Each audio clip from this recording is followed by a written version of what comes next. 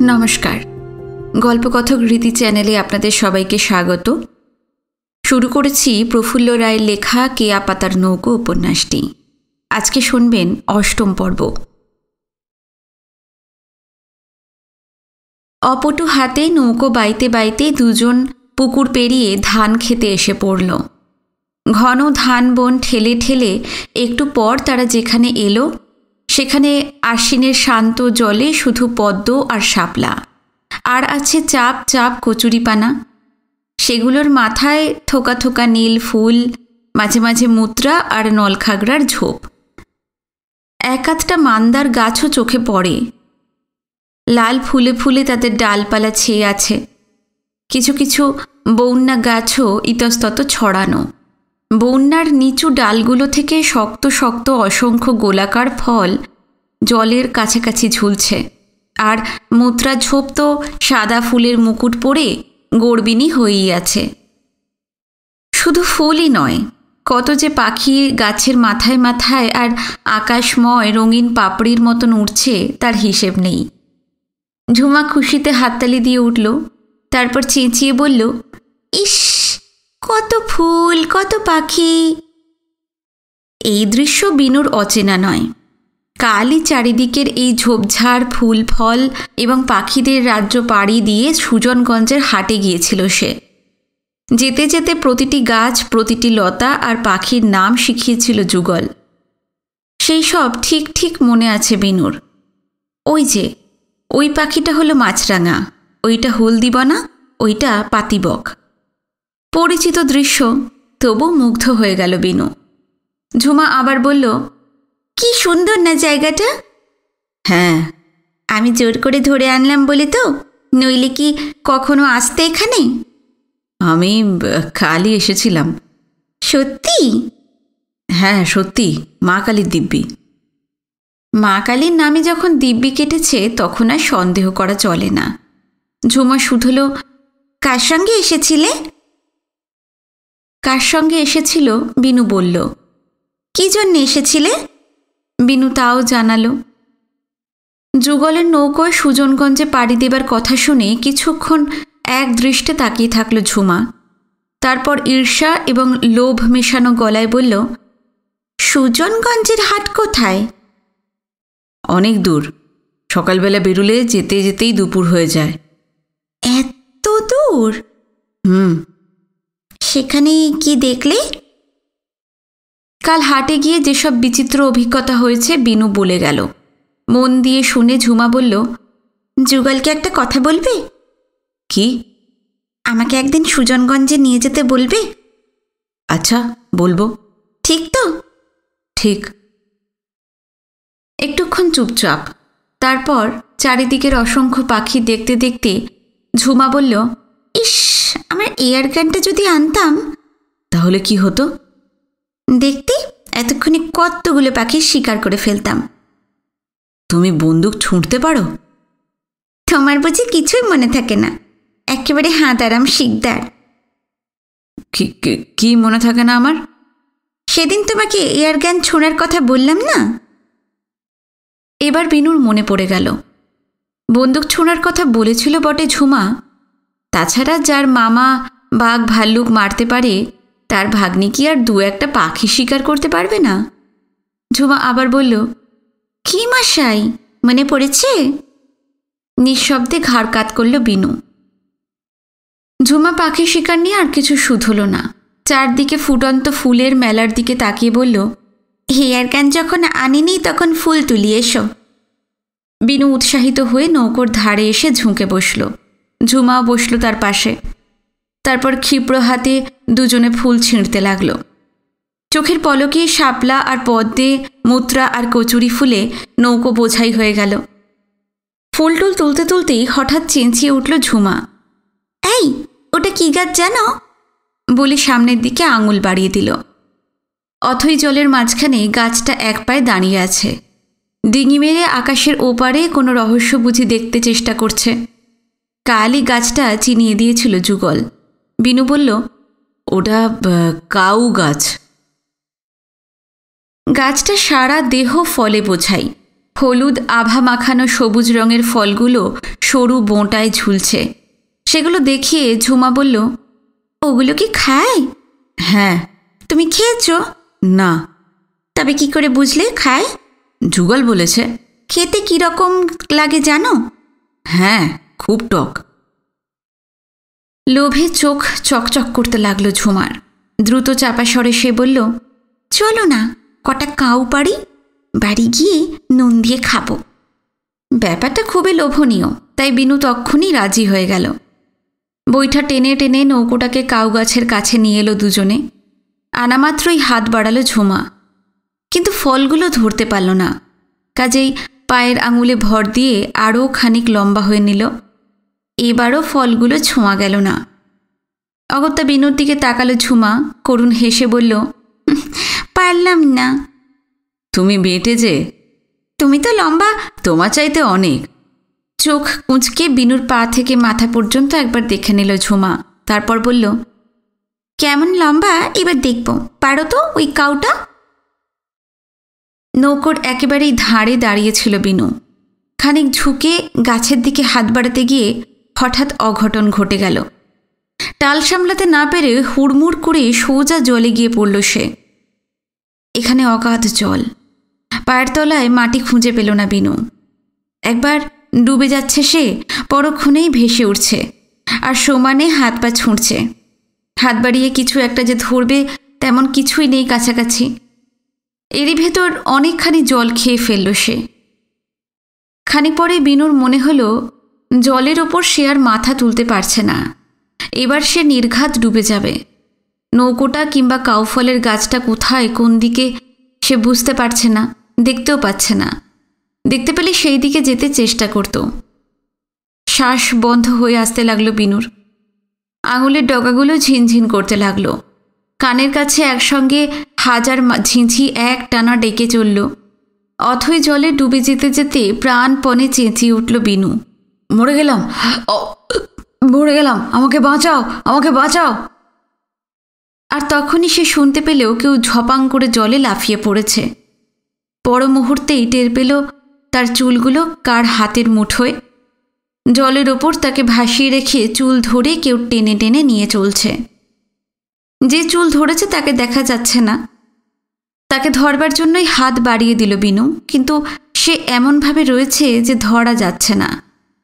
ধরাই যখন যাচ্ছে না তখন আর সে চেষ্টা করল না বিনু। এখন সে ভেসে থাকতে পারছে। বুক ভরে হাওয়া টানতে টানতে হঠাৎ তার মনে হলো, ঝুমা আর সে ছাড়া এখানে তো কেউ ছিল না। তবে কি ঝুমাই তাকে বাঁচাতে জলে ঝাঁপ দিয়েছে? যতখানি পারল মাথাটা উঁচু করে একবার নৌকোর দিকে তাকালো বিনু। সেখানে কেউ নেই। ঝুমা, নিশ্চয়ই ঝুমা তাকে টেনে নিয়ে চলেছে। বিনু ডাকল, ঝুমা। কি বলছ? তুমি আমাকে বাঁচালে, নইলে। এখন কথা বলতে হবে না, আগে নৌকোয় উঠে নাও। একসময় তারা নৌকোর কাছে এসে পড়ল। গলুই দেখিয়ে ঝুমা বলল, এটা ধরো। বিনু গলুই ধরল। ঝুমা আবার বলল, আমি তোমার কোমর ধরে উপরের দিকে ঠেলে দিচ্ছি, তুমি নৌকোয় ওঠো। 2-3বার চেষ্টা করেও বিনু উঠতে পারল না। ঝুমা তখন বলল, গলুইটা খুব শক্ত করে ধরে থাকো, আমি তোমাকে ছেড়ে দিয়ে নৌকোয় উঠব। আমাকে ছেড়ে দেবে? ভারে, ছিঁড়ে না দিলে নৌকোয় উঠব কি করে? আমি উঠে তোমায় টেনে তুলব, কিচ্ছু ভয় নেই। ভরসা দিয়ে বিনুকে ছেড়ে দিল ঝুমা। তারপর ডুব সাঁতরে নৌকোর ওধারে গিয়ে চোখের পলকে বেয়ে বেয়ে ওপরের পাটাতনে উঠে পড়ল। প্রাণপণে দুহাত দিয়ে গলুইটা ধরেছিল বিনু। জলে পড়ে যাবার পর থেকেই সীমাহীন এক ভয় তাকে ঘিরে আছে। ঘোরের ভিতর সে ঝুমার সাঁতার কাটা, নৌকোয় ওঠা দেখতে লাগল। এদিকে পাটাতনে উঠেই বিনুর দিকে অনেকখানি ঝুঁকে হাত বাড়িয়ে দিয়েছে ঝুমা। সে বলল, এই তো, এবার আমাকে ধরে ওঠো। ঝুমার হাত ধরে আস্তে আস্তে নৌকোয় উঠল বিনু। উঠে টের পেল পেটটা খুব ভারী লাগছে। মনে পড়ল খানিক আগে প্রচুর জল খেয়েছে। বুকের ভিতরটা তার থরথর করছিলই। নিরাপদ জায়গায় উঠবার পর কাঁপুনিটা 1000 গুণ বেড়ে গেল। কিছুক্ষণ নির্জীবের মতন বসে থেকে ক্লান্ত গলায় বিনু বলল, তুমি না থাকলে আমি আজ মরেই যেতাম ঝুমা। যেতেই তো, ধাড়ি ছেলে এখনো সাঁতার শেখনি। তুমি কিন্তু খুব ভালো সাঁতার কাটতে পারো। পারি তো। কোথায় শিখলে? কলকাতায় একটা সাঁতারের ক্লাবে। কি করে জল থেকে মানুষ তুলতে হয় তাও শিখেছি। ভাগ্যে শিখেছিলাম। বিনু চুপ করে থাকল। এতক্ষণ কিছুই দেখতে বা শুনতে পাচ্ছিল না সে, বুঝতেও না। তার সামনে থেকে পাখি, ফুল, ধানক্ষেত, পেঁচা তুলোর মতন সাদা মেঘ এবং ঝকঝকে নীলাকাশ দিয়ে ঘেরা জলবাংলার এই আশ্চর্য রূপের জগৎটি মুছে গিয়েছিল। জলের ভিতর থাকার সময় একটুখানি শক্ত নিরাপদ মাটি আর বুক ভরা হাওয়ার জন্য সে ছটফট করছিল। এখন ভয়টা দ্রুত কেটে যাচ্ছে। স্পষ্ট করে সব কথা ভাবতে পারছে বিনু। কিভাবে অথই জল থেকে চুলের মুঠি ধরে ঝুমা তাকে তুলে এনেছে, এই কথাটা যতই সে ভাবল ততই অপার বিস্ময় যেন চারিদিক থেকে ঘিরে ধরতে লাগল। কৃতজ্ঞ চোখে দুঃসাহসী মেয়েটাকে একবার দেখে নিল বিনু। গম্ভীর চালে ঝুমা বলল, সাঁতারটা তাড়াতাড়ি শিখে নেবে, বুঝলে? আস্তে করে মাথা নাড়ল বিনু। ঝুমা আবার বলল, চলো কাউফল খেয়ে আর আজকে কাজ নেই, কি বলো? বিনু চুপ, ঘাড় নিচু করেই ছিল সে। এবার আরও একটু নুয়ে পড়ল। ঝুমা ঠোঁট কুঁচকে হেসে বলল, তখন তো পারতে গিয়ে উল্টে মুল্টে জলে পড়লে, আবার পারতে গেলে কি যে করে বসবে। তার চাইতে চলো এবার বাড়ি যাই। কি হলো? এক্ষুনি তো যাওয়া হবে না। কেন? এই যে তোমার জামা কাপড়, এগুলো আগে শুকিয়ে নি, নইলে। বিনু ইঙ্গিতটা বুঝল, একটু হেসে অন্যদিকে মুখ ফেরালো। ঝুমা ডাকল, এই। খানিক দূরে নলখাগড়া ঝোপের মাথায় এক ঝাঁক ফড়িং পাতলা ফিনফিনে ডানায় উড়ে বেড়াচ্ছিল। তাদের ওড়াউড়ি দেখতে দেখতে বিনু সাড়া দিল, কি? তুমি যে জলে পড়ে গিয়েছিলে এই কথা কিন্তু কাউকে বলো না। আমার মা যদি জানতে পারে যে আমি তোমাকে নিয়ে এসেছি, কাউফল পাড়তে বলেছি, আর সেই জন্যই তুমি জলে পড়ে গেছো, তাহলে কি হবে জানো তো? কি হবে? মা আমাকে ঠিক মেরে ফেলবে। জানতে পারলে আমার বাবা মাও খুব বকবে, আর কখনো নৌকোতে উঠতে দেবে না। জলে পড়ে যাবার কথাটা খালি তুমি আর আমি জানব, আর কেউ না। আচ্ছা। পরক্ষণে বিনুর মনে পড়ে গেল 12 বছরের জীবনে কোনোদিন কোনো কথা সে মা বাবার কাছে লুকোয়নি। কিন্তু এই কথাটা গোপন রাখতেই হবে, নইলে বাইরে বেরোবার পথ আজ থেকে বন্ধ। সব সময় কেউ না কেউ তাকে পাহারা দিয়ে রাখবে। সবচাইতে মজার ব্যাপার, ঝুমাকে সে ভালো চেনে না, জানে না। রাজদিয়াতে এসেই তাকে প্রথম দেখেছে, অথচ এই প্রায় অচেনা মেয়েটাই তার লুকোনো কথাটা জানবে, আর কেউ না। আরও কিছুক্ষণ বসে থেকে জামা প্যান্ট যখন শুকিয়ে গেল, জলে ডোবার কোনো চিহ্নই আর নেই, সেই সময় ঝুমা বলল, চলো এবার যাই। বিনু বৈঠা নিয়ে তখনকার মতন গলুইয়ের কাছে যাচ্ছিল। ঝুমা চেঁচিয়ে উঠল, না না। কি হলো? তোমাকে আর ওস্তাদি করে নৌকো বাইতে হবে না, এই মাঝখানে বসে থাকো। বইটা চালাতে গেলে আবার যদি পড়ে যাও। ঝুমা যেভাবে, যে কণ্ঠস্বরে কথা বলছে, তাতে মনে হয় সে বিনু চাইতে অনেক বড়। বিনু তার কাছে যেন অবোধ শিশু। ঝুমার চাল চলন, ভাবভঙ্গি সব কিছুই সুচতুরা বয়স্কা মহিলার মতন। সাঁতার না জেনে অথই জলে পড়ে যাওয়া খুব লোভনীয় ব্যাপার নয়। একটু আগে বিনুর সেই অভিজ্ঞতা হয়েছে। কাজেই বইটা ফেলে ঝুমার কথা মতন তাড়াতাড়ি নৌকোর মাঝখানে সে এসে বসল। একা একা জল ঠেলে নৌকোটাকে পুকুর ঘাটে নিয়ে এলো ঝুমা। আর আসতেই দেখা গেল বাগানের ভেতর সুধা, সুনীতি, আনন্দ, রুমা এবং ঝিনুক ঘুরে বেড়াচ্ছে। শিকার কাহিনীর আসর তাহলে ভেঙেছে। সুধারাও বিনুদের দেখতে পেয়েছিল, আর দেখা মাত্রই ছুটে এলো। উদ্বেগের গলায় সুধা বলল, এই তোরা কোথায় গেছিলি রে? সুনীতি, আনন্দ, রুমাও সে একই প্রশ্ন করল। ঝিনুক অবশ্য কিছু বলল না। তীক্ষ্ণ কুটিল চোখে ঝুমা আর বিনুকে দেখতে লাগল। বিনু নীরব। ঝুমা লাফ দিয়ে নৌকো থেকে মাটিতে নামল। তারপর বলল, আমরা ফুল তুলতে গিয়েছিলাম, এই দেখো কত নিয়ে এসেছি। শাপলা, পদ্ম আর কচুরি ফুলে নৌকা বোঝাই হয়ে আছে। ঝুমা সেগুলো দেখালো। রুমা বলল, কি দোষী মেয়ে রে তুই। এদিকে নিঃশব্দে বিনুও নেমে এসেছিল। সুধা তাকে ধরল, ওইটুকুনি বাচ্চা মেয়ের সঙ্গে গিয়েছিলি, যদি জলে পড়ে যেতিস, তুই তো আবার সাঁতার টাতার জানিস না। বলতে বলতেই তার চোখ প্রখর হয়ে উঠল। তীক্ষ্ণ দৃষ্টিতে বিনুকে খুঁটিয়ে খুঁটিয়ে দেখে নিয়ে বলল, এই এদিকে আয় তো। ভিতরে ভিতরে বিনু ভয় পেয়ে গেছিল। ছর্দির যা চোখ, ওকে বিশ্বাস নেই। হয়তো তার জলে ডোবার ব্যাপারটাই ধরে ফেলেছে। তাই সে দূর থেকেই বলল, না না, আমি যাব না। তোর চুল কীরকম ভেজা ভেজা লাগছে, জামা প্যান্ট কোঁচকানো। কিরে, তুই জলে ভিজেছিলি নাকি? আর একটু দূরে সরে গিয়ে আবছা গলায় বিনু কি বলল বোঝা গেল না। সন্দিগ্ধ চোখে বিনুর হাবভাব দেখতে দেখতে আবার কিছু বলতে যাচ্ছিল সুধা।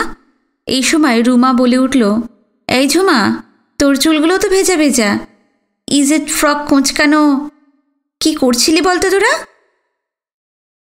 বিনু লক্ষ্য করল ঝুমা একটুও ভয় পেল না, যেন কিছুই হয়নি এমনভাবে নিরীহ ভালো মানুষের মতন মুখ করে ডাহা মিথ্যে বলে গেল, বিনু দাদা না আমার গায়ে জল ছিটিয়ে দিচ্ছিল, আমিও ওর গা ভিজিয়ে দিয়েছি।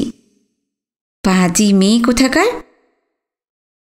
ব্যাপারটা আরও কিছুক্ষণ হয়তো চলত, তার আগেই আনন্দ বলে উঠল, আমার একটা প্রস্তাব আছে। সবার উৎসুক চোখ তার দিকে ফিরল। সুধা জিজ্ঞেস করল, কিসের প্রস্তাব?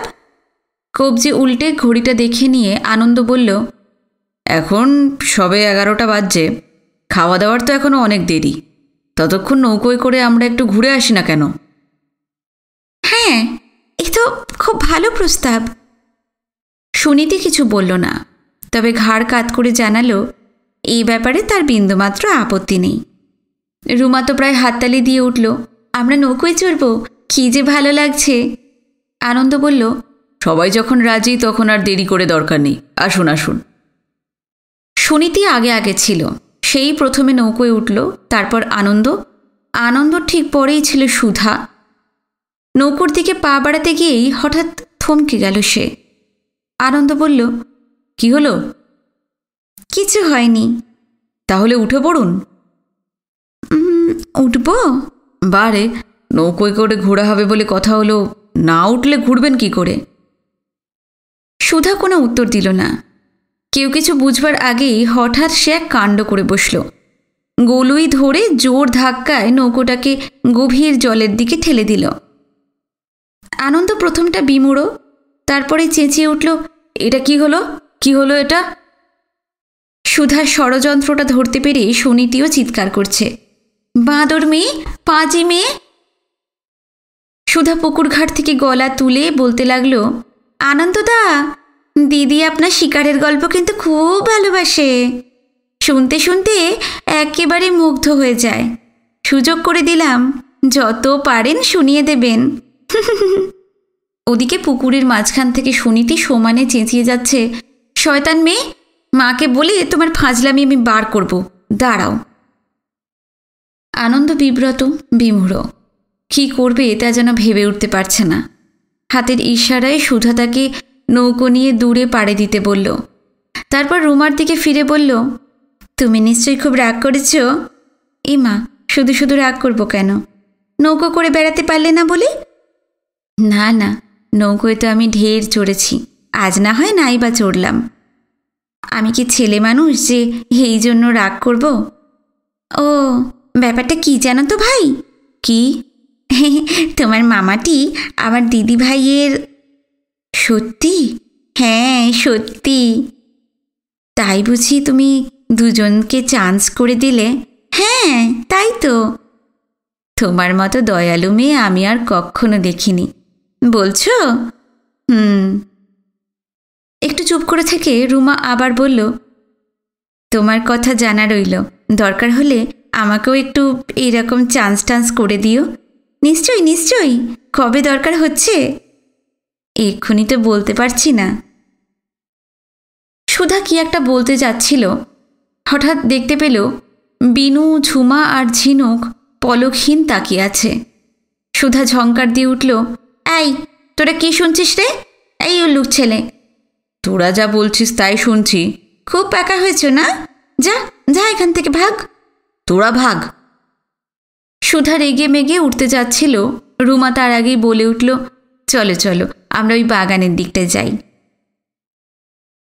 উত্তর দিকে বাগানটা, যেখানে বেতের লতা আর হলুদ রঙের লটকা ফলের গাছে ঘন হয়ে আছে, সুধারা সেই দিকে চলে গেল। বিনুরা দাঁড়িয়েই ছিল। ঘাড় ফিরিয়ে পুকুরটার দিকে তাকাতে গিয়ে সে অবাক। আনন্দদের নৌকোটার চিহ্ন মাত্র নেই। ধান ক্ষেতের ভিতর কোথায় কখন অদৃশ্য হয়ে গেছে কে জানে। বিনুর দেখা দেখি ঝুমাও পুকুরের দিকে তাকালো, বলল, কি খুঁজছ? নৌকোটা কোথায় গেল বলো তো? আমার মামা তোমার দিদিকে নিয়ে হয়তো। কি? আমরা যেখানে গিয়েছিলাম সেখানে চলে গেছে। জানো, আমার বর্দিটা না আবার সাঁতার জানে না। ফুল তুলতে গিয়ে কি কাউ ফল পাড়তে গিয়ে যদি জলে পড়ে যায়। এই জন্য তুমি ভয় পাচ্ছ? হ্যাঁ। কোনো ভয় নেই, আমার মামা তো সঙ্গে আছে। ও, তোমার মামা বুঝি সাঁতার জানে? হ্যাঁ জানি তো। তোমার মতো? আমার চাইতে ঢের ঢের ভালো। তোমার দিদি যদি জলে পড়ে যায় মামা ঠিক তুলে আনবে। যেমনি করে তুমি আমায় তুলে এনেছিলে। একটুখানি ভেবে নিয়ে ঝুমা বলল, কেমন করে আনবে আমি জানি না, এক একজন এক এক রকম করে তুলে আনে। আমি তো তোমার চুলের মুঠি ধরে তুলেছিলাম, কেউ কেউ আবার জড়িয়ে ধরেও তোলে। কক্ষনো না। কি? তোমার মামা আমার দিদিকে কক্ষনো জড়িয়ে ধরে তুলবে না। যেমন করে পারে তুলুক, তাতে তোমার কি আর আমারই বা কি। চলো এখন বাড়ি যাই। আগে আগে বিনু আর ঝুমা চলেছে, পিছনে ঝিনুক। যেতে যেতে সরু গলায় ঝুমা ডাকল, এই। বিনু অন্যমনস্কার মতন হাঁটছিল, তাড়াতাড়ি চোখ তুলে পাশের দিকে তাকালো। ঝুমা বলল, সেই কথাটা কাউকে কিন্তু বলো না। কোন কথাটা? হাঁদারাম শিকদার, ওই যে একটু আগে কাউফল পাড়তে গিয়ে কি হয়েছিল মশাই? ও হ্যাঁ হ্যাঁ, আমার মনে আছে। সেই কথাটা বললে দুজনেরই কিন্তু। কি? মার হবে, মার। সেই অবস্থাতেই বিনু যতখানি পারল মাথাটা নেড়ে ঝিনুককে দেখতে চেষ্টা করল। মেয়েটা ঝুমার কথা শুনবার জন্য কান খাড়া করে আছে। একসময় তারা বাড়ি এসে গেল। দুপুর পেরিয়ে সূর্যটা যখন পশ্চিমে অনেকখানি ঢলে পড়েছে, রোদের রঙে যখন হলুদ আভা, সেই সময় খাবার ডাক পড়ল। রান্নাঘরের লম্বা বারান্দায় সারি সারি আসন পড়েছে। সবাইকে একসঙ্গে বসিয়ে দিলেন স্নেহলতা। আনন্দ, সুধা, সুনীতি, ঝুমা, রুমা আর ঝিনুক বসেছে একদিকে, আর একদিকে অবনীমোহন, শিশির এবং হেমনাথ। খেতে খেতে আড়ে আড়ে সুধা আর রুমা আনন্দ এবং সুনীতিকে দেখতে লাগলো। তাদের চোখে মুখে ঝিকমিক দুষ্টুমির হাসি আঠার মতন মাখানো। সুনীতি চোখ তুলে কারোর দিকে তাকাচ্ছে না, ঘাড় গুঁজে পাতের ওপর ঝুঁকিয়ে আছে আর খুব মনোযোগ দিয়ে খেয়ে যাচ্ছে। ভাত, ডাল, মাছ ভাজা দিয়ে সাজানো প্রকাণ্ড একখানা কাঁসার থালা ছাড়া তার আশেপাশে, সামনে পিছনে আর কিছুই যেন নেই। বিশ্ব সংসার সব মুছে গেছে। সুধা দু চারবার ডাকাডাকি করে যখন সুনীতি সাড়া পেল না, তখন আনন্দর দিকে ফিরল। গলার খুব গভীর থেকে ডাকল, এই যে, এই মশাই। কি বলছেন? কেমন আছেন? ভালো। নৌকো ভ্রমণ কেমন লাগলো? ওই একরকম হলো। একরকম কি মশাই? তবে কি রকম? বলুন, চমৎকার। বেশ, তাই চমৎকার। কীরকম একখানে সুযোগ করে দিলাম বলুন তো? ধন্যবাদ। শুধু ধন্যবাদে চলবে না। তবে? তার জন্য পুরস্কার চাই। কি পুরস্কার? সে তো আপনি জানেন। এক্ষুনি তো আর দেওয়া যাবে না। পুরস্কারের কথাটা মনে থাকলো। আমাকে যেরকম সুযোগ করে দিয়েছেন, তেমনই একটু সুযোগ টুযোগ আপনাকেও। সরু করে জিভ বার করে দ্রুত ভেঙচে দিল সুধা। তারপর সুনীতির দিকে তাকিয়ে বলল, এই দিদি, নৌকোয় সময়টা বেশ কাটলো বল? সুনীতি চুপ। পাতের দিকে ঝুঁকেই ছিল সে, আরও অনেকখানি যেন নুয়ে পড়ল। ওদিকে বারান্দার দূর প্রান্তে আর একটা খেলা চলছে। বিনু খুব মনোযোগ দিয়ে সুধাদের কথা শুনছিল, আর তার পাশ থেকে একটু পরপরই ফিস ফিস গলায় ডেকে যাচ্ছিল ঝিনুক, এই এই। কদিন হলো বিনুরা রাজদিয়া এসেছে, এর ভিতর তার সঙ্গে একটা কথাও বলেনি ঝিনুক। আজ তাকে ডাকতে শুনে বিনু একটু অবাক হয়ে গিয়েছিল, কিন্তু তার চাইতেও বড় বিষয় ছিল সুধাদের নিয়ে। বিনুর চোখ, কান, মন সব সুধারাই আকর্ষণ করে রেখেছিল, ফলে ঝিনুকের ডাকটা শুনতে পেলেও সে সাড়া দিচ্ছিল না, অন্যমনস্কের মতন বসেছিল। সুধা একটু থামলে ঝিনুকের দিকে ফিরল সে। সুধাদের কথা শুনতে শুনতে আবছাভাবে যে বিষয়টা সে অনুভব করছিল, এবার তা চোখে মুখে খুব স্পষ্ট ফুটে বেরুল। ঝিনুক তাকিয়েছিল, চোখাচোখি হতে বলল, কতক্ষণ ধরে তোমাকে ডাকছি, শুনতে পাও না? ডাকছো কেন? তখন নৌকোয় করে তোমরা কোথায় গিয়েছিলে? আমরা ওই ধান ক্ষেতের ওধারে। কি করতে? কি করতে গিয়েছিল বিনু বলল। ঝিনুক বলল, খুব ফুল টুল তুললে তাহলে? কাউ ফল পাড়তে গিয়ে তোমার কি হয়েছিল? বিনু ভীষণ চমকে উঠল। ভীতু চোখে ঝিনুককে দেখতে দেখতে বলল, কি হবে? কিছু হয়নি তো? নিশ্চয়ই হয়েছে। সত্যি বলছি, কিচ্ছু হয়নি। তাহলে ও তোমাকে কি একটা কথা বলতে বারণ করছিল? কি কথা? ও হ্যাঁ, এবার মনে পড়েছে। কাউ ফল পাড়তে যাই যখন একটা কাক আমার মাথায় ঠুকরে দিয়েছিল, সেই কথাটাই বলতে বারণ করেছে ঝুমা। কি? কাক না। তবে কি? আরও কিছু হয়েছে, তুমি আমার কাছে লুকোচ্ছ। না না, আমার কিচ্ছু হয়নি। মা কালীর দিব্যি বলো। তোমার বুঝি বিশ্বাস হচ্ছে না? তুমি মা কালীর দিব্যি বলো, তাহলে বিশ্বাস হবে। আর এই সময় ওধার থেকে হেমনাথ ডেকে উঠলেন, আনন্দ। সুধা, আনন্দ, সুনীতি আর রুমার মধ্যে যে মজার খেলাটা চলছিল, চাপা মৃদু গলায় তারা কথা বলছিল, হাসাহাসি করছিল, তাতে ডাকটা শুনতে পায়নি আনন্দ। হেমনাথ রগুড়ে গলায় আবার ডাকলেন, এই যে বাঘ ভাল্লুক মারিয়ে। আগে আমায় ডাকছেন? আপনি কি ওই দিকে খুব ব্যস্ত? না না, এই এমনি গল্প করছিলাম। কি গল্প এত? এই নানা রকম গল্প, আজে বাজে সব। যুবক যুবতীদের কথায় আমাদের অবশ্য থাকতে নেই, সে যাগ্গে। এ কি দাদু? সুধা এই সময় চেঁচিয়ে উঠল। সুধার গলায় এমন একটা সুর ছিল যাতে থতিয়ে গেলেন হেমনাথ। বললেন, কি রে? তখন না বললেন আপনি ইয়াং ম্যান, একটা দাঁতও পড়েনি, চামড়া কোঁচকায়নি, চশমা ছাড়া 10 মাইল দূরের জিনিস আপনি দেখতে পান। আরও কত কি বললেন। আমাদের নিয়ে একটা মোগল হারেমও খুলতে চেয়েছিলেন। এখন বলছেন যুবক যুবতীদের কথায় থাকেন না। তবে কি আপনি বুড়ো? খুব ধরেছিস দিদি, খুব ধরেছিস। শরতের দমকা হাওয়ায় তার হাসির শব্দ এদিক সেদিক ভেসে বেড়াতে লাগল। হাসি থামলে আবার আনন্দকে নিয়ে পড়লেন হেমনাথ। তুমি তো ইস্ট বেঙ্গলে এই প্রথম এলে। আগে হ্যাঁ, কেমন লাগছে জায়গাটা? ভালো, তবে বড্ড জল, কোথাও বেরোনো যায় না।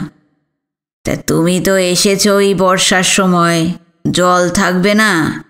বর্ষা কোথায়, এখন তো আশ্বিন মাস, শরৎকাল। আমাদের বর্ষা আরম্ভ হয় আষাঢ়ের গোড়ায়, চলে একটানা কার্তিক মাস পর্যন্ত। শীতের সময় কি গরমে এলে দেখতে যে মাঠে জল নেই, চারিদিক শুকনো খটখটে। না, জামাইবাবু বলেছিলেন এই সময় এলে ভালো গেম হবে। আমি ছড়রা টড়রা, কার্তুজ, বন্দুক সবই নিয়ে এসেছি। বাঘটাক দূরে থাকে, এই জলের ভিতর কোথায় গিয়ে যে দুটো পাখি মারব তাই ভেবে পাচ্ছি না। পাখি শিকারের জায়গাও কি তোমাকে কেউ দেখিয়ে দেয়নি? আগে না। ঠিক আছে, যুগলের সঙ্গে তোমাকে নিশিন্দার চরে পাঠিয়ে দেব, কত পাখি মারতে পারো একবার দেখব। তাই নাকি? কবে পাঠাবেন? যেদিন তুমি বলবে। কাল? কাল যেতে পারি। বেশ তো। এই সময় শিশির বললেন, কাল কেমন করে যাবে? কাল বারোরই বাড়ি নেমন্তন্ন আছে না? আনন্দ বলল, তাহলে পরশু টরশু এক কাজ করলে কি হয়? হেমনাথ, শিশির, অবনীমোহন সবাই উৎসুক হলেন। আনন্দ বলতে লাগলো, একা একা আমি না গিয়ে সবাই মিলে গেলে দিনটা দারুণ কাটবে। সকালবেলা খাবার দাবার নিয়ে বেরিয়ে যাব, পাখিটাকে শিকার করে ফিরব সেই রাত্রিরে। অবনীমোহন বিপুল উৎসাহে সমর্থন জানালেন। চমৎকার আইডিয়া, সবাই মিলে একসঙ্গে একটা দিন হৈ হৈ করে কাটানো যাবে। অবনীমোহন সেই মানুষ সব সময় চমকপ্রদ কিছুর জন্য যারা উন্মুখ হয়ে আছেন। হাতের কাছে যখন যে স্রোতটি পান তাতেই ঝাঁপিয়ে পড়েন। ছোট বড় যেরকম ঢেউই উঠুক না, তাতে দুলিয়ে যান। তিনি বলতে লাগলেন, জানো আনন্দ, কম বয়সে 2-4টে পাখি কিন্তু আমিও মেরেছি। তাই নাকি? তোমার কাছে কি এক্সট্রা বন্দুক টন্দুক আছে? আছে। খুব ভালো, খুব ভালো। বুড়ো বয়সে একবার চাঁদবাড়ি করে দেখা যাবে কেমন হয়। সুরমা স্নেহলতা গা ঘেঁষে দাঁড়িয়েছিলেন। নাক কুঁচকে চোখের মনিতে আলতো করে কপট তাচ্ছিল্য মিশিয়ে স্নেহলতা বললেন, তুমি মারবে পাখি? তবেই হয়েছে। গাছের ডালে পাখির মনে পাখি বসেই থাকবে, আর তোমার গুলিতে যাবে 3 মাইল দূর দিয়ে। শুধু শুধু ছড়রা নষ্ট। হেমনাথ বললেন, না পারলেই বা কি, আনন্দ করতে যাওয়া সেটা হলেই হলো। স্নেহলতা বললেন, তা আমাকেও তোমাদের সঙ্গে যেতে হবে নাকি? অবনীমোহন বললেন, নিশ্চয়ই, সবাই যাবে আর আপনি বাড়ি বসে থাকবেন তা তো হতে পারে না। তাহলে তো আনন্দের অর্ধেকটাই মাটি। আমি কিন্তু পরশুদিন যেতে পারবো না। কেন? আমার সেদিন উপোস। তাহলে কবে যাবে? এক্ষুনি কি করে বলি, এমন ঘোড়ায় জিন দিয়ে থাকলে চলে নাকি? ঠিক হলো, কালও না পরশুও না, পরে সুবিধে মতন একটা দিন ঠিক করে নিশিন্দার চরে শিকারে যাওয়া হবে। খাওয়া দাওয়ার পর সারা বিকেল গল্প করে সন্ধ্যের আগে আগে শিশিররা চলে গেলেন। তারপরও অনেকক্ষণ ওদের কথা হলো, বিশেষ করে আনন্দর। অবনীমোহন বললেন, ছেলেটি কিন্তু বেশ। হেমনাথ বললেন, হ্যাঁ, খুব স্মার্ট, সুপুরুষ। এদিকে একধারে বসে চাপা আধফোটা গলায় সুধা সুনীতিকে বলতে লাগলো, শুনছিস দিদি, শুনছিস? কি আবার শুনব? বাবা কেমন আনন্দবাবুর ভক্ত হয়ে উঠেছে? উঠেছে তো বেশ করেছে। এই দিদি, আমার কি মনে হয় জানিস? আমি জানতে চাই না তোর মনের কথা। সুনীতির মুখ যেদিকে সেদিক দিয়ে আঙুলের ডগায় তার চিবুকটা তুলে ধরল সুধা। হালকা গলায় বলল, আনন্দবাবুকে বাবা বোধ হয় জামাই করে নেবে। তোকে বলেছে? এখনো বলেনি, তবে বাবার ভাবগতিক দেখে তাই মনে হচ্ছে। চট করে কি ভেবে নিয়ে তরল পরিহাসের চোখে বোনের দিকে তাকালো সুনীতি। বাবার ভাবগতিক দেখে আমার কিন্তু আর একটা কথাও মনে হয়। কি রে? আনন্দবাবুর আগে হিরণবাবুকেই বাবা বোধহয় জামাই করে নেবে। এই দিদি, ভালো হবে না কিন্তু, বলে দিচ্ছি। কাছাকাছি বসে শুনতে শুনতে বিনু টের পাচ্ছিল আনন্দ আর হিরণকে নিয়ে দুই দিদির ভেতর এক মজার খেলা শুরু হয়েছে। শিশিররা যখন যান তখনও একটু রোদ ছিল। শরৎকালের বেলা শেষের কুণ্ঠিত একটু আলো। দেখতে দেখতে সেইটুকু আর থাকল না। লাটাইতে সুতো গুটোনোর মতন গাছপালার মাথা থেকে, ঝকঝকে নীলাকাশ থেকে, তুলোর পাহাড়ের মতন ভারহীন মেঘেদের গা থেকে কেউ যেন অতি দ্রুত অবেলার রোদ টেনে নিতে লাগল। তারপরেই সমস্ত চরাচর জুড়ে একখানা কালচে রঙের অদৃশ্য জাল এসে ছড়িয়ে পড়ল। দেখতে দেখতে রৌদ্রময় আকাশ, গাছগাছালি, দূরের জলপূর্ণ প্রান্তর সব কিছু ঝাপসা হয়ে গেল। আশ্বিনের সন্ধে লম্বা পায়ে নেমে আসতে লাগল। ঝাঁঝরির ফাঁক দিয়ে যেমন জল ঝরে, তেমনি করে হইচই হুল্লোড় ছোটাছুটির ভিতর দিয়ে দিনটা কখন ফুরিয়ে গেছে টের পাওয়া যায়নি। সন্ধ্যের পর যখন আকাশের দূর প্রান্তে এক টুকরো চাঁদ উঠল, আবছা আলোয় অন্ধকারটাকে জলকালির মতন মনে হতে লাগলো। ধানের ক্ষেতে জোনাকি জ্বলতে লাগলো মিটমিটিয়ে, আর অবনীমোহনদের গল্প, সুধা সুনীতির লঘু সুরের পরিহাস জমে উঠতে লাগলো। সেই সময় বিনুর চোখের পাতা জুড়ে এলো। সে বসে বসেই ঢুলতে লাগলো। স্নেহলতা দেখতে পেয়েছিলেন, বললেন, এই দাদা ভাই। চোখ পুরোপুরি মেলে তাকাতে চেষ্টা করল বিনু, কিন্তু পারল না। আধফোটা দৃষ্টিতে একবার তাকিয়েই আবার সে চোখ বুঝল। স্নেহলতা বললেন, ঘুম পেয়েছে? হ্যাঁ। ঘুম পাবে না তো কি? সারাদিনে এক মুহূর্ত কি পা পেতে বসে? সব সময় খালি হুড়োহুড়ি আর হুটোপাটি। সন্ধে হলেই আর তাকিয়ে থাকতে পারে না তাই? সুরমা বললেন। অবনীমোহন বললেন, রাজ দিয়ে আসা থেকে তো বই টইয়ের সঙ্গে সম্পর্ক সব ঘুচেই গেছে। পড়া নেই, শোনা নেই। ফিরে গিয়ে অ্যানুয়াল পরীক্ষাটা কিন্তু দিতে হবে। তারপর স্ত্রীর দিকে ফিরে বললেন, বাক্স থেকে ওদের বইগুলো বার করেছো? না, এখনো হয়নি তো। আজ রাত্রিরেই বার করে রাখবে। হ্যাঁ, খালি বেড়ালেই তো চলবে না, পড়াশোনাটাও তো করতে হবে। চর্চা না থাকলে সব ভুলে যাবে। কাল সকালবেলা থেকে শুধু লেখাপড়া। হেমনাথ বললেন। স্নেহলতা বললেন, কালকের কথা কালকে হবে। এই দাদা ভাই আয় তো। এই ঝিনুক, তুইও আয়, তোদের একেবারে খাইয়ে বিছানায় পাঠিয়ে দিই। ঘুমের ঘোরেই খেয়ে নিল বিনু। অস্পষ্টভাবে টের পেল তার পাশে বসে ঝিনুকও খাচ্ছে। নিজে খাচ্ছে না, কেউ খাইয়ে দিচ্ছে। কে দিচ্ছে বোঝা গেল না, বুঝতে চেষ্টা করলও না বিনু। রাত্রিরে বিনু আর ঝিনুক পুবের ঘরে হেমনাথের কাছে শোয়। দুজনকে খাইয়ে দাইয়ে সেখানে দিয়ে গেলেন স্নেহলতা। হেমনাথের শুতে এখনো অনেক দেরি। হাত মুখ ধোবেন, কিছুক্ষণ বই টই পড়বেন, তারপর তো শোয়া। স্নেহলতার সঙ্গে ঢুলতে ঢুলতে এই ঘরে এসেছিল বিনু। চোখ দুটো জুড়েই ছিল। বিছানায় পড়া মাত্র রাজ্যের ঘুম চারদিক থেকে তাকে যেন ঘিরে ধরল। অথই ঘুমে ডুবে যেতে যেতে হঠাৎ বিনুর মনে হলো ছোট ছোট হাত দিয়ে কেউ তাকে ঝাঁকুনি দিচ্ছে, সমানে বলছে, এই এই। এই ঘর প্রায় অন্ধকার। মাথার দিকে টেবিলে একটা হ্যারিকেন নিবু নিবু হয়ে জ্বলছে। স্নেহলতা যাবার সময় চাবি ঘুরিয়ে ঘুরিয়ে ওটার জোর কমিয়ে দিয়ে গেছেন। অস্পষ্ট আলোয় চোখ মেলে একবার দেখে নিল বিনু। এমনিতে হেমনাথ মাঝখানে শোন, তার দুধারে তারা দুজনে থাকে। আজও মাঝখানে হেমনাথের জায়গা রেখে বিনুরা শুয়েছিল, কিন্তু এখন দেখা যাচ্ছে ঝিনুকটা অনেকখানি কাছে সরে এসেছে। সেই তাকে ধাক্কা দিচ্ছে, ডাকাডাকি করছে।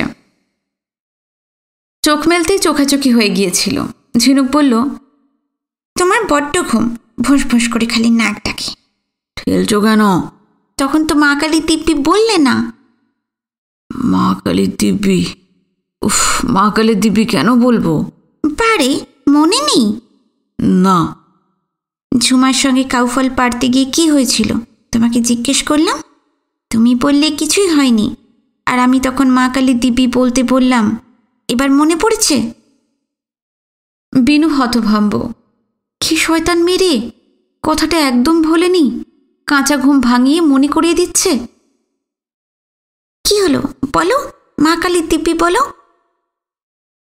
মা কালীর নামে দিব্যি করতে বিনুর খুব আপত্তি।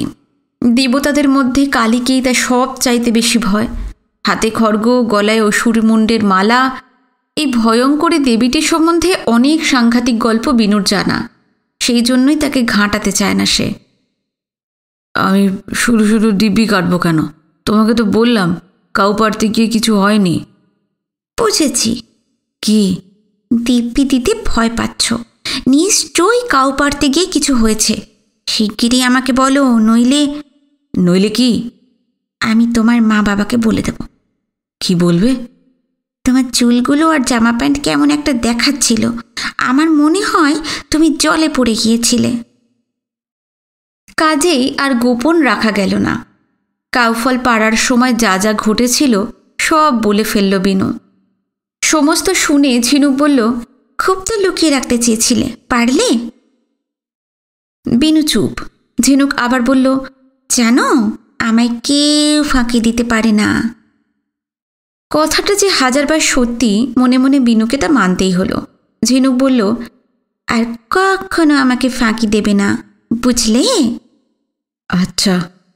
দিতে চেষ্টা করলে ঠিক ধরে ফেলব। তোমায় সব বললাম তো, জলে পড়ার কথাটা তুমি বাবা মাকে বলো না কিন্তু। কেন? বললে কি হবে? আমাকে খুব মারবে। আচ্ছা, বলবো না। তবে কি? আমি যা বলবো তাই করবে তো? হ্যাঁ, করব। ঠিক আছে। আমার খুব ঘুম পেয়েছে, আমি এখন আর কথা বলতে পারছি না। আমারও ঘুম পেয়েছে। তাহলে এসো, আমরা ঘুমিয়ে পড়ি।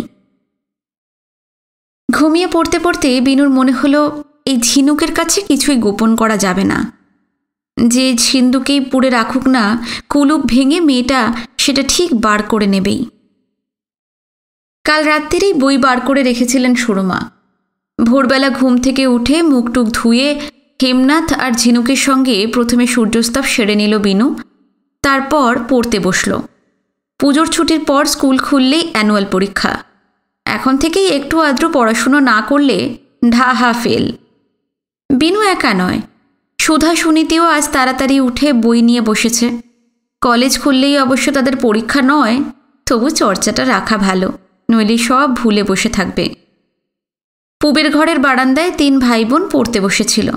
দূর প্রান্তে বসেছিলেন হেমনাথ, তার পাশে ঝিনুক। পড়ার ফাঁকে বিনুর চোখ বারবার ঝিনুকের দিকে চলে যাচ্ছিল।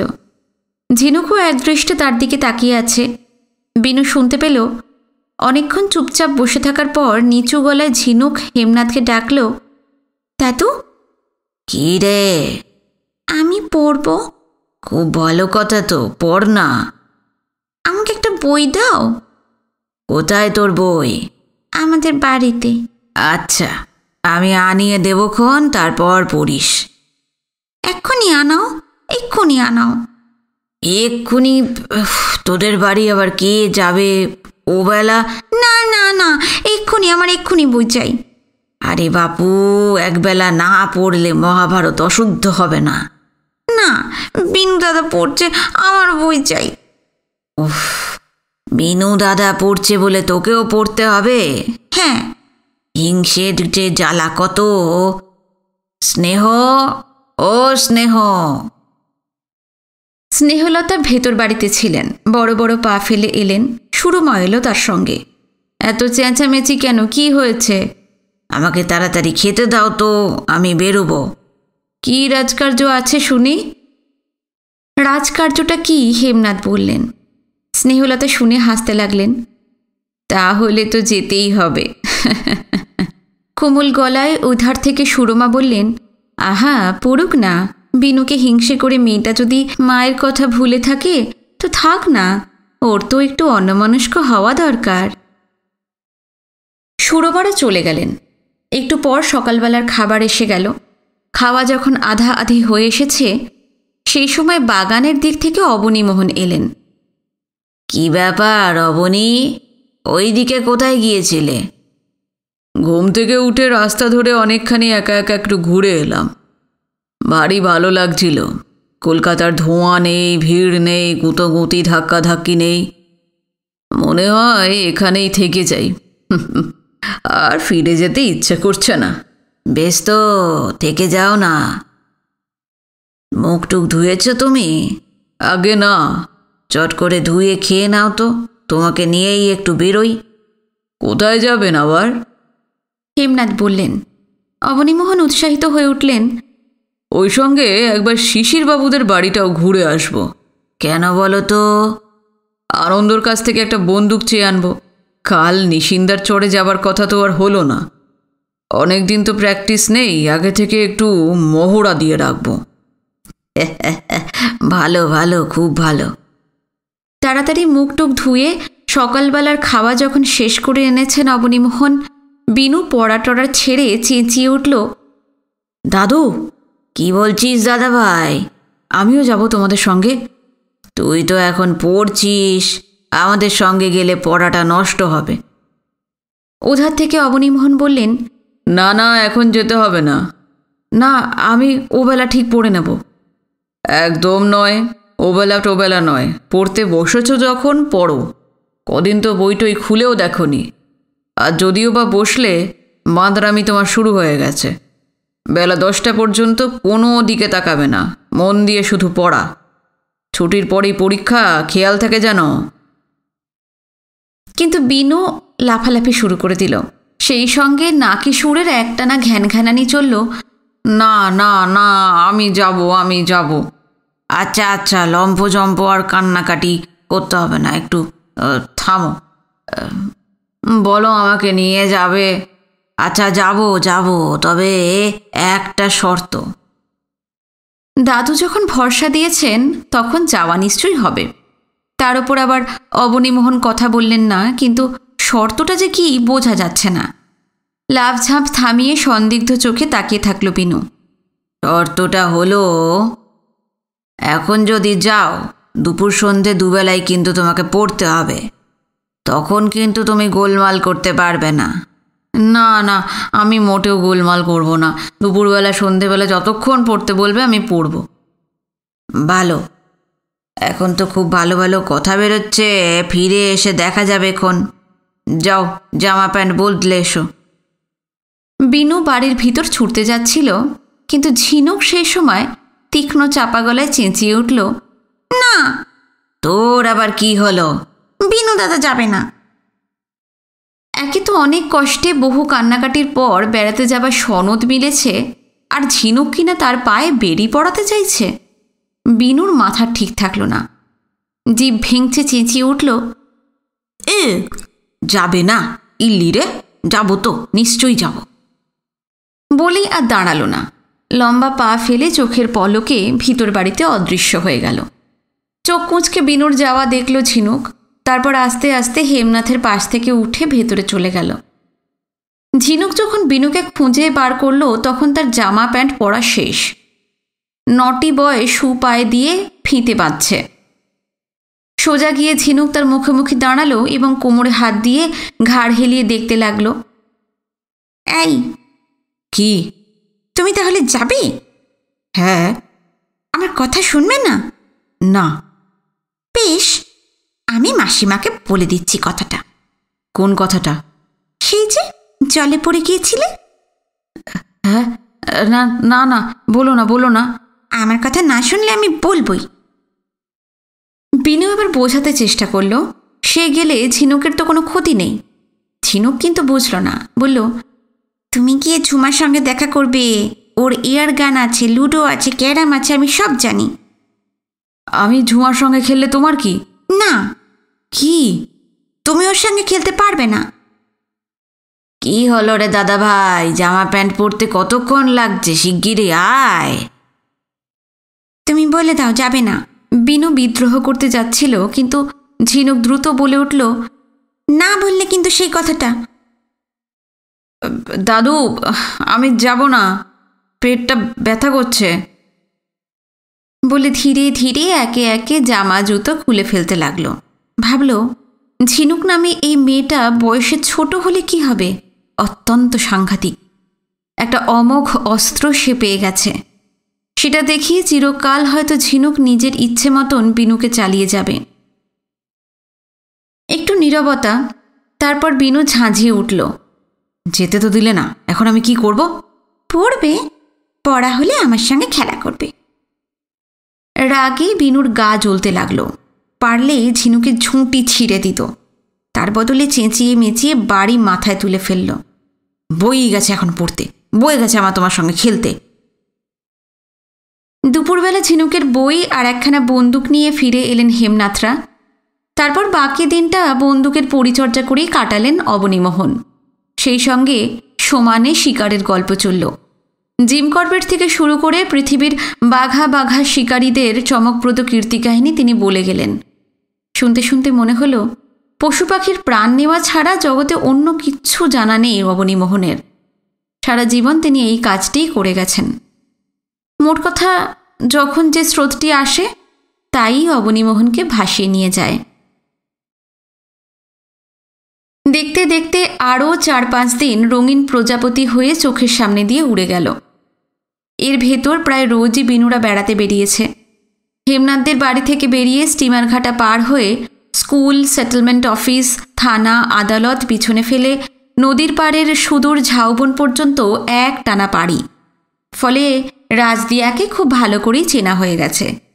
কতটুকুই বা শহর, মেরুদণ্ডের মতন একটা বড় রাস্তার দুধারে সরু সরু শাখা প্রশাখায় যতখানি সম্ভব তার চাইতেও অনেক কমই বেড়েছে রাজদিয়া। এই শহর বড় কুণ্ঠিত, তার স্বভাব অসীম সংকোচ দিয়ে ঘেরা। সবাই যখন বাড়ে প্রগল্ভ হয় তখন ভীরুতার ভেতর সে মুখ হয়ে থাকতে ভালোবাসে। শুধু রাজদিয়ার ভূগোলটাকে ভালো করে জেনে নেওয়াই নয়, এই 4-5 দিন আরও একটা ব্যাপার ঘটেছে। দল বেঁধে সবাই একদিন নিশিন্দার চরে গিয়ে পাখিদের বিরুদ্ধে যুদ্ধ ঘোষণা করে এসেছে বিনুরা। নদীর মাঝমধ্যিখানে সুবিশাল ভূখণ্ড জুড়ে শুধু শ্যামল বনানী। এখানে মানুষের বসতি এখনও গড়ে ওঠেনি। মানুষ আসার আগেই পৃথিবীর আদি সন্তান উদ্ভিদেরা এসে গেছে। হেমনাথ জানিয়েছেন এখানকার মাটি ফসল ফলানোর জন্য যোগ্য হয়ে উঠলেই ঝাঁকে ঝাঁকে মানুষ হানা দেবে। নিশিন্দার চরের ঝোপঝাড় বনভূমি জুড়ে শুধু পাখি, হরিয়াল, ঘুঘু, ডাহুক, দোয়েল, পাতিবক, মোহনচূড়া, চেনা অচেনা কত যে পাখি তার হিসেব নেই। শিকারী বলতে বিনুদের দলে মোটে 2 জন, অবনীমোহন আর আনন্দ। অবনীমোহন তবু 2-4টে হরিয়াল টরিয়াল মেরেছেন, আনন্দ কিন্তু একটা গুলিও নিশানায় লাগাতে পারেনি। এই নিয়ে সবাই, বিশেষ করে সুধা আর হেমনাথ, আনন্দর পিছনেই লেগেছিল। ঠোঁট টিপে বিদ্রুপের গলায় সুধা বলেছে, কি মশাই, আপনি না বাঘ মেরেছেন, গন্ডার মেরেছেন, হেন মেরেছেন, তেন মেরেছেন, আজ যে একটা পাখিও মারতে পারলেন না। ও কি করবে বলো দিদি, পাখিগুলো যা বদমাইশ, ওর গুলির সামনে বুক পেতে দিচ্ছে না, হেমনাথ বলেছেন। আনন্দর মুখ লাল হয়ে উঠেছে। বিব্রতভাবে সে জানিয়েছে কিছুদিন ধরেই তার চোখটা ভালো যাচ্ছে না, সব ঝাপসা দেখছে, কাজেই নিশানা ঠিক করতে পারছে না। তুচ্ছ পাখি মেরে কি হবে, সত্যিকারের বাঘ মেরে সে দেখিয়ে দেবে। সুধা বলেছে, এখানে বাঘ কোথায় পাবেন, চারিদিকেই তো জল, আপনার হাতে মরবার জন্য জল সাঁতরে আসতে তাদের বইয়ে গেছে। আচ্ছা আচ্ছা, একটা বাঘ টাক জোগাড় করতে পারি কিনা দেখি, বেচারা অত করে বললে মারবে। হেমনাথের কথা শুনে সবাই হো হো করে হেসে উঠেছে। আনন্দ আর মুখ তুলতে পারেনি। নিশিন্দার চরে আরও একটা ব্যাপার হয়েছে, সেটা এই রকম। অবনীমোহন, আনন্দ, হেমনাথ, সুধারা যখন শিকার টিকার আর ঠাট্টায় ব্যস্ত, সেই সময় ঝুমা বিনুকে নিয়ে বালুকাময় প্রান্তরের ওপর দিয়ে ছুটোছুটি হুটোপুটি করে বেরিয়েছে। ছোটাছুটির ফাঁকে বিনু লক্ষ্য করেছে যেখানে যেখানে তারা গেছে ঝিনুক ঠিক ছায়ার মতন তাদের পিছু নিয়েছে। ঝিনুক কিছুই বলেনি, শুধু চোখ কুঁচকে সন্দিগ্ধ দৃষ্টিতে তাকিয়ে থেকেছে। ফলে বিনুর কেমন যেন অস্বস্তি বোধ হয়েছে। আজকাল আড়ালে বিনুর সঙ্গে কথা বলে ঝিনুক, কিন্তু ঝুমা কাছে থাকলে সে একেবারে বোবা। পাখি শিকার, রাজদিয়াকে ভালো করে চেনা, এসব তো হয়েছেই এই কদিন। সবচাইতে উল্লেখযোগ্য যে ঘটনাটি বিনুর জীবনে ঘটেছে তা হল যুগলের কাছে সাঁতার শেখা। ডুব সাঁতার, চিৎ সাঁতার, বুক সাঁতার, 3 রকম সাঁতার সে শিখে ফেলেছে। আরও দিন কয়েক পর এক সকালবেলায় হঠাৎ হিরণ এসে হাজির। বিনুরা পুবের ঘরের বারান্দায় পড়তে বসেছিল। অবনীমোহন নেই। আজকাল সকাল হলেই তিনি আর বাড়ি থাকেন না, বেরিয়ে পড়েন। কোনোদিন একা একাই রাজদিয়ার নিরালা পথে গাছপালার ফাঁকে ফাঁকে হাঁটেন, কোনোদিন বা যুগলকে নিয়ে নৌকোয় করে জলমগ্ন প্রান্তরে পাড়ি জমান। পূর্ব বাংলা তার রমণীয় আকাশ বাতাস, ধান বন, আশ্বিনের মেঘ, স্নিগ্ধ দৃশ্যপট দিয়ে তাকে মুগ্ধ করে রেখেছে। হেমনাথ কোথাও বেরুতে যাচ্ছিলেন, হিরণকে দেখে একেবারে চেঁচিয়ামেচি জুড়ে দিলেন, আসুন আসুন, হিজ ম্যাজেস্টির আসতে আজ্ঞা হোক। ওগো, দেখে যাও কে এসেছে। ভেতর বাড়ি থেকে ছুটতে ছুটতে এলেন স্নেহলতা, আর তার পিছু পিছু শিবানী আর সুরমা। হিরণকে দেখে স্নেহলতা ভারী খুশি, কিছুটা অবাকও। এই মুহূর্তে তাকে প্রত্যাশা করেননি বোধ হয়। বললেন, বলা নেই কওয়া নেই, কোথায় গিয়েছিলি রে হনুমান? ঢাকা। সে তো জানি, যুগলকে সেদিন তোদের বাড়ি পাঠানো হয়েছিল, সে এসে বলল। তা ঢাকা যাবার কি দরকারটা ছিল শুনি? বই কিনতে গিয়েছিলাম। বই কিনতে কদিন লাগে রে? সকালবেলা এখান থেকে বেরোলেই সন্ধেবেলা ফিরে আসা যায়। তা তুই এলি কদিন পর? হাত জোর করে কাঁচুমাচু মুখে হিরণ বলল, প্রসন্ন হও দেবী, প্রসন্ন হও। অত রাগারাগি করলে আমি কিন্তু ভীষণ ভয় পেয়ে যাব। তার ভাবভঙ্গি দেখে সবাই হেসে ফেলল। তোকে নিয়ে আর পারি না। আমি গুনে রেখেছি 8 দিন তুই ঢাকায় গিয়েছিলি। কেন বলতো? বললাম তো বই কিনতে গিয়েছিলাম। তারপর পড়লাম বন্ধু বান্ধবদের পাল্লায়, তারা আসতেই দিতে চায় না। উনি বন্ধু বান্ধব নিয়ে ফুর্তি করছেন আর আমরা এদিকে ভেবে মরছি। হ্যাঁ রে বাঁদর, ঢাকা থেকে কি কি বই কিনে আনলি দেখা। এই যে দেখো, এটা শরৎচন্দ্রের দত্তার নাট্যরূপ, আর এটা রবীন্দ্র রচনাবলীর একটা খণ্ড। এতে শ্যামা নৃত্যনাট্যটা আছে। কি হবে এইসব দিয়ে? বারে পুজোর সময় নাটক টাটক হবে না? অন্যবার শুধু নাটক হয়, এবার এমন একটা কিছু করব যা রাজদিয়াতে হয়নি কোনো দিন। সে বস্তুটা কি শুনি? Dance drama. সেইটা কি রকম? যথা সময় দেখতে পাবেন। হেমনাথ হাসলেন। বেশ বেশ, তাই হবে। আমি এখন চলি, তোরা কথাবার্তা বল। এতদিন পর এলি, একেবারে খাওয়া দাওয়া করেই কিন্তু যাবি। খাওয়া দাওয়ার কথা তোমাকে আর বলতে হবে না, সেটা না করে আমি নড়ছি না। আমি এলাম আর আপনি চললেন কোথায়? লালমোহনের খোঁজে। কেন খোঁজে মানে? আর বলিস না, কদিন আগে সুজনগঞ্জের হাট থেকে রুগী দেখতে চরবেহুলা গিয়েছিল।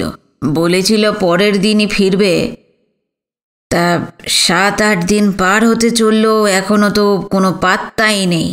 রোজ একবার করে খবর নিচ্ছি। আজও যদি না এসে থাকে, কাউকে চরবেহুলা পাঠাতে হবে। হ্যাঁ, পাঠানো তো দরকারই। দেখুন গিয়ে লালমোহন দাদু এসেছেন কি না। হেমনাথ চলে গেলেন। স্নেহলতাও হিরণকে বসতে বলে ভিতর বাড়ির দিকে পা বাড়ালেন। এখন সুধা, সুনীতি, ঝিনুক, সুরমা আর হিরণ ছাড়া এখানে কেউ নেই। বারান্দার একধারে বসতে বসতেই হিরণ বলল, অন্যবার আমরা ঐতিহাসিক নাটক করি। এবার সুধা দেবী, সুনীতি দেবী এসেছেন, তাই বেছে বেছে আমরা সামাজিক নাটক আর নৃত্যনাট্য কিনে এনেছি। দেখবেন চারিদিকে কেমন সাড়া পড়ে যায়। আমি তো ঢাকায় বন্ধুবান্ধবদের নেমন্ত্রণ পর্যন্ত করে এসেছি। সপ্তমী আর অষ্টমীর দিন ওরা নাটক দেখতে আসবে। একবার দেখলে বাছাদনদের মাথাটি ঘুরে যাবে। বিনুদের পড়াশুনো থেমে গিয়েছিল। সুনীতি আঁতকে ওঠার মতন করে বলল, আবার নিমন্ত্রণ করে এসেছেন? বারে করব না? শুধু ঢাকায় নাকি, নারায়ণগঞ্জেও করে এসেছি।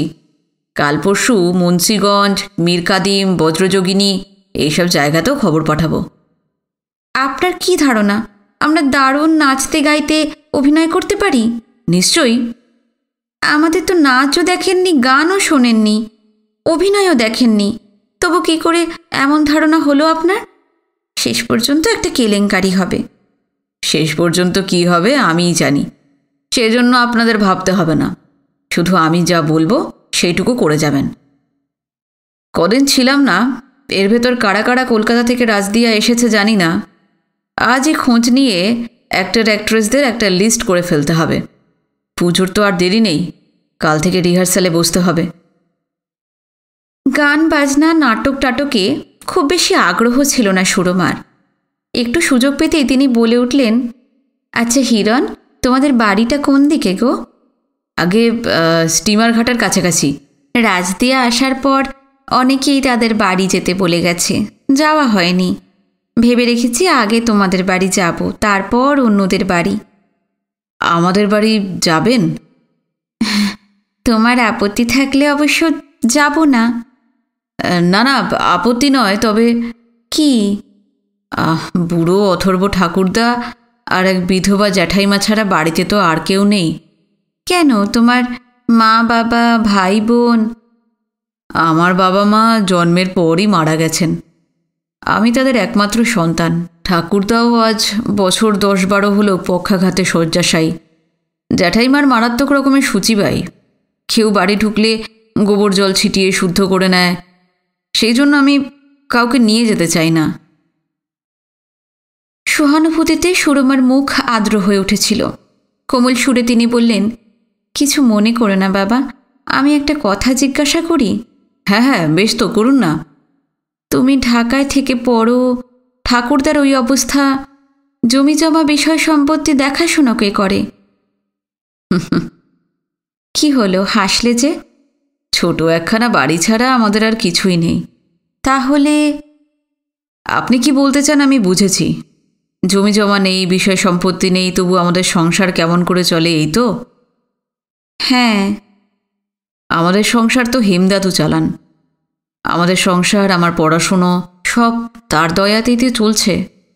খোঁজ নিলে জানতে পারবেন এই রাজদিয়ার কত মানুষকে হেমদাদু বাঁচিয়ে রেখেছেন। উনি না থাকলে আমরা তো কবেই মরে যেতাম।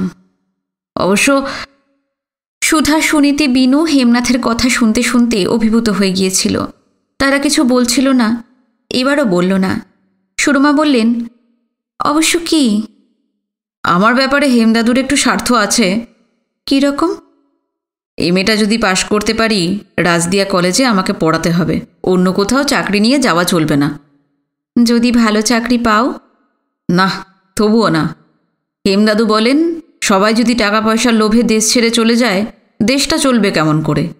হ্যাঁ, সে তো ঠিকই। প্রসঙ্গটা আরও কিছুক্ষণ হয়তো চলত। এই সময় অবনীমোহন ফিরে এলেন। হিরণকে দেখে খুব আনন্দিত তিনি। বললেন, কি ব্যাপার, ঢাকা থেকে কবে ফেরা হলো? এই তো হাজি, সকালবেলাতেই ফিরেছি, আর ফিরেই আপনাদের বাড়ি এসেছি। বেশ করেছো, বেশ করেছো। তা তুমি ঢাকায় গিয়েছিলে কেন? কেন গিয়েছিল হিরণ বলল। নাটকের কথা শুনে প্রায় লাফিয়ে উঠলেন অবনীমোহন। হইচই বাঁধিয়ে দিলেন, আমি জানো তো অভিনয় দেখেছি শিশির ভাদুরী মহাশয়ের। তারপর একে একে গিরিশ ঘোষ, অর্ধেন্দু মুস্তাফি, দানিবাবু, কর্ণার্জুন, মিশির কুমারী, নীলদর্পণ, আলমগীর, উচ্ছ্বসিত সুরে কত দিগ্বিজয়ী অভিনেতা আর নাটকের নাম যে করে গেলেন হিসেব নেই। এই অবনীমোহন কদিন আগে শিকার ছাড়া কিছুই জানতেন না, পশু পাখিদের প্রাণহনন ছাড়া অন্য কোনো স্বপ্ন দেখতেন না। এখন সেসবের বিন্দুমাত্রও তার মনে নেই। এখন তার চোখ জুড়ে শুধুই রঙ্গমঞ্চের মোহভরা জগৎ। দুপুরবেলা খেয়ে দে আর বসল না হিরণ, চলে গেল। ফিরে এলো রাত্রিরে, জানিয়ে গেল নাটক এবং নৃত্যনাট্যের জন্য অভিনেতা অভিনেত্রী ঠিক হয়ে গেছে। সুধা একাই শ্যামাতে শ্যামা, দত্তার নাট্যরূপ বিজয়াতে বিজয়ার ভূমিকা পেয়েছে। দুটো বইয়েরই নাম ভূমিকা তার। অবনীমোহন পেয়েছেন বিজয়াতে দয়ালের ভূমিকা, সুনীতি করবে বিজয়াতে নলিনী, শ্যামায় তার কোনো ভূমিকা নেই। অবশ্য তাকে পশ্চাৎপটে বসে শ্যামার গানগুলো গাইতে হবে। সব শুনে সুধার কানে মুখ গুঁজে দিল সুনীতি। ফিসফিসিয়ে বলল, পক্ষপাতিত্বটা দেখলি? সব মেন রোল তোর জন্য, আর আমার বেলায় ঘুঁটে কুড়ুনির পাঠ। হিংসে হচ্ছে? সুধা বলল, বলিস তো তোকে শ্যামা আর বিজয়ার রোল দুটো দিতে বলি? অত কাঙাল আমি নই। বলেই গলাটা আরও অতলে নামিয়ে দিল সুনীতি। দেখিস, ও শ্যামাতে বজ্রসেন আর বিজয়ার নরেনের রোল নেবে। দুজনে না কি জমিয়ে দিবি? হিংসে করিস না দিদিভাই, আনন্দবাবুকে বলবো না হয় দুটো বাঘ মেরে যেন বলে একটা তুই মেরেছিস, চারিদিকে ধন্য ধন্য পড়ে যাবে, জমবে ভালো। থাম বাঁদর মেয়ে, থাম বলছি। দেখতে দেখতে আরও কয়েকটা দিন কেটে গেল। রাজদিয়ার প্রবাসী সন্তানেরা প্রায় সবাই পুজোর ছুটিতে দেশে ফিরেছে। শহর এখন জমজমাট। কুমোরপাড়ার প্রতিমাগুলোতে 1 মেটে 2 মেটে 3 মেটের পর অঙ্গরাজ শুরু হয়েছে।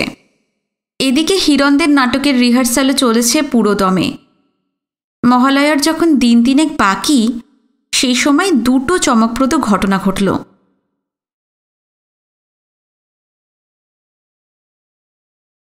আজকের পর্ব আপনাদের কেমন লাগলো? যদি ভালো লেগে থাকে অবশ্যই কমেন্টে জানাবেন, ভিডিওতে লাইক দেবেন, আর যারা নতুন এসেছেন অবশ্যই চ্যানেলটি সাবস্ক্রাইব না করে থাকলে সাবস্ক্রাইব করবেন। আগামী পর্ব নিয়ে খুব শিগগিরই ফিরে আসছি। নমস্কার, সবাই ভালো থাকবেন।